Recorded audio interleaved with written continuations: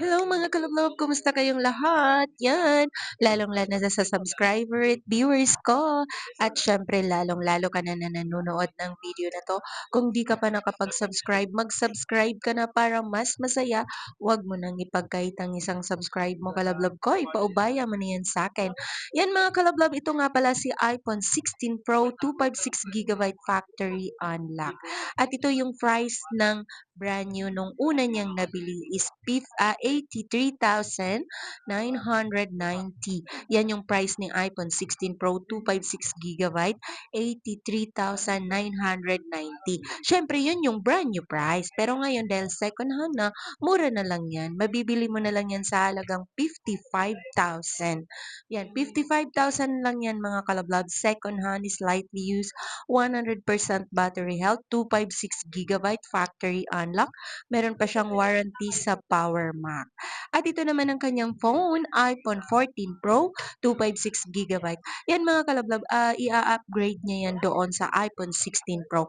Dahil nga tumatanggap nga tayo ng swap dito, so naisipan ni ma'am na isuswap niya sa iPhone 16 Pro. Di ba mga kalablab? Dahil kung mag-swap ka, mas makakamura ka at magdadagdag ka na lang, mapapakinabangan pa natin yung phone mo at mabibenta pa namin yan.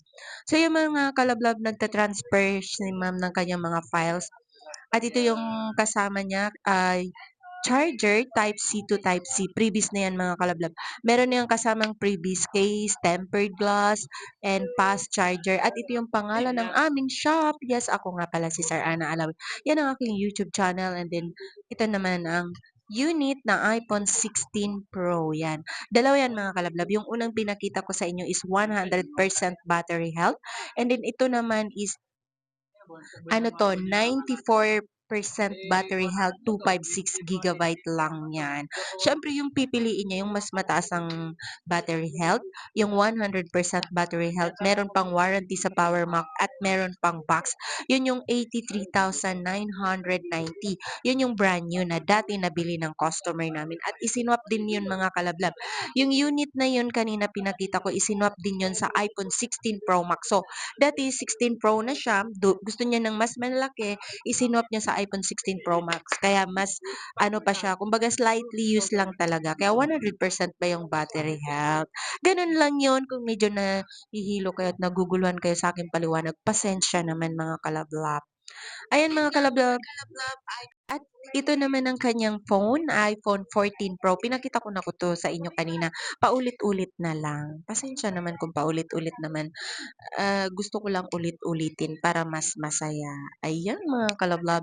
iPhone 16 Pro slightly used, complete package, may warranty. Isinwap niya yung iPhone niya na iPhone 14 Pro 256 sa iPhone 16 Pro.